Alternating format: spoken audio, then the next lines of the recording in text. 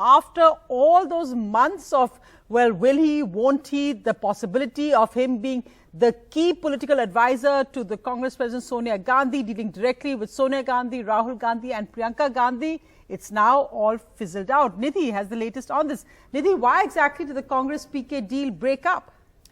Well, both sides today announced in some cryptic tweets that it was all over. Randeep Surjewala of the Congress was the first to do it. Interestingly, he did talk about a defined role for Prashant Kishor, and then Prashant Kishor tweeted subsequently. But here are pretty much the 5 reasons why this has happened. One is that Prashant Kishor, of course, wanted full control of the Congress before 2024. But the Congress instead had just offered him a seat on this empowered group that they had announced yesterday. And, you know, someone like Prashant Kishor, he's mercurial, he's volatile. He likes being directly in touch with leaders, like with the Prime Minister, Mr. Modi, when he was running his campaign, or Nitish Kumar or Amrinder Singh in Punjab. So he doesn't like being part of a larger group where there might be checks and balances and he may have to take other people along. Secondly, I think a lot of Congress leaders were also wary about handing the party over to a political strategist, someone who was not ideologically in sync necessarily with the Congress.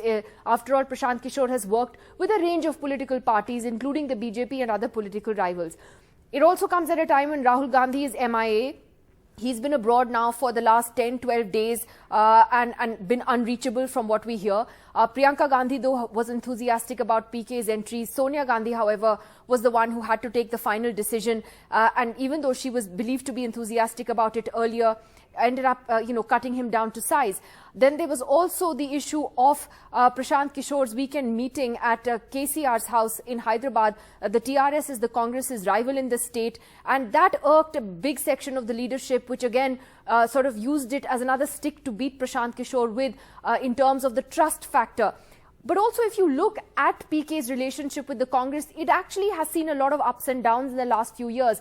He was handling the UP campaign for them along with the SP in 2017. That, we know, didn't go well at all. The Congress lost very, very badly in that election. In 2020, the Congress had reportedly approached him again, but they didn't really make any headway. Then in October of 2021, Prashant Kishor spoke on Rahul Gandhi, saying it's just a matter of time. He thinks it's just a matter of time when people will reject Modi. A little later, he made a dig at the Congress as well in a tweet saying that there are no quick fixes to deep-rooted problems.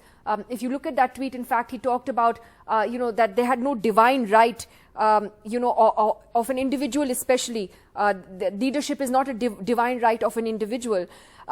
And in fact, before I replay what he said about the Congress in a very recent interview to Srinivasan Jain on NDTV, today there were 2 more interesting tweets that were put out. One was by Navjot Singh Sidhu, of all people, to tweet today. Navjot Sidhu, who's been a big problem for the Congress in Punjab, he tweeted a picture of himself with Prashant Kishor. It looks like they met today, had a wonderful meeting. And so, some in the Congress turning around and saying, well, we told you that PK was going to be another Sidhu. And we know that, Sidhu's reputation is not stellar at the moment. And Milind Deora also putting out a cryptic sort of Bob Dylan tweet about, which way the wind is blowing. So it's been a rocky relationship, and literally, just a couple of months ago when PK spoke to us, this is what he had said about the Congress and about Rahul Gandhi at that time. Last 10-12 years, right. Congress in the present formation is not winning anything. Okay, but so yes, they can remain the opposition party, but they sure. are not winning anything. They win election. They are winning election only till the result day. So you hear the senior Congress leaders, they are talking about they are winning this state, they are winning that state, they are winning, and call them on the election result day, they will all run away. And for my side, I can tell you, but I had a bad experience working with Congress in UP. Yes. And hence, many things which otherwise I would have said yes, I was more skeptical, because I didn't want to get in a situation where I get in, I take the responsibility and I feel my hands are tied or I'm not able to do something.